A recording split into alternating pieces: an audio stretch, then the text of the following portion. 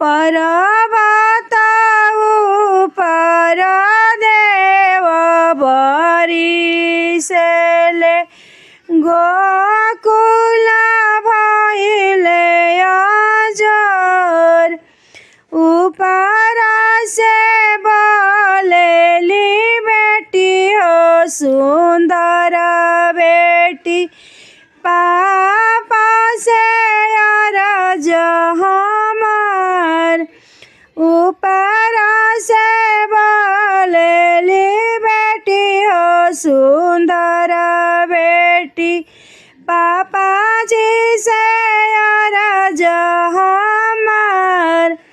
गैया ता दियाला पापा भैंसिया तू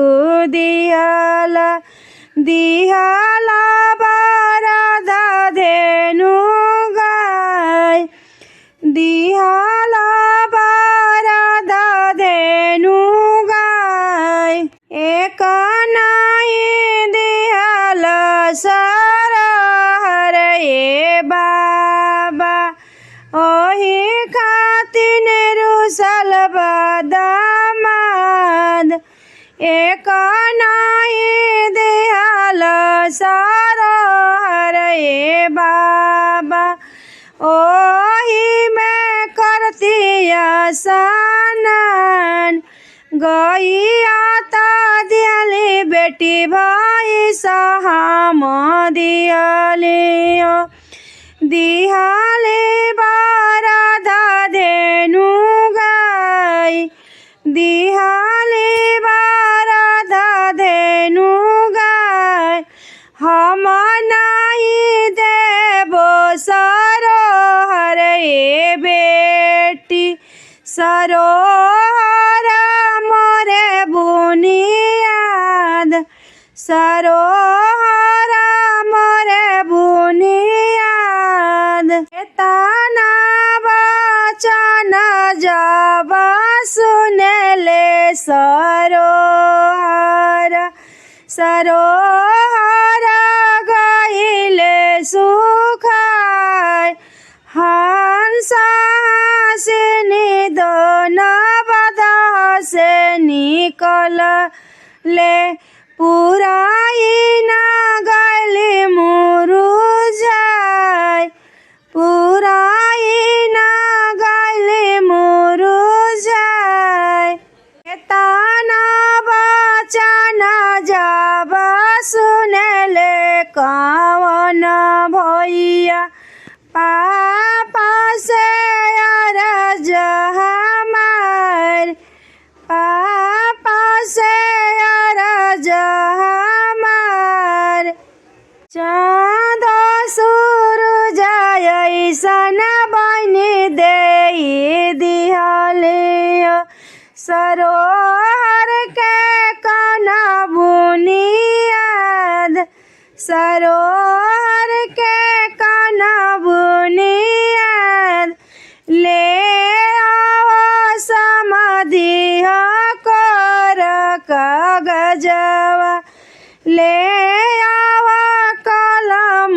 दुआत बोलाई लावा समाधि कथा पटवरिया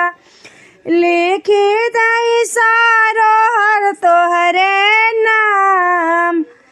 लिखी सरोहर तोहरे नाम करना बेटी सरोहर आसन नावा घाट पकेसिया सुखाय घाटिया पकेसिया सुखाय के होता पूछिया बेटी बाबा नावलिया सरोहर बाबा बुनियाद माहू नहाए बाबा बीचे सरोहर आरारावा पे कैसिया सुखाय बाट के चला तो बटया जब पूछिया ससुर जी के लेबो हम नाम, लेबो ससुर जी के नाम। सरोहर नहाई बेटी अर रबर सुखावेली, पूछले गौआ के लोग के कर हुए होई हो सरोहर। अररवा सुखावा लंबी केस, हमारा ही बाबा के ऊंची हवेलिया, उन्हीं के हवे बड़े नाम।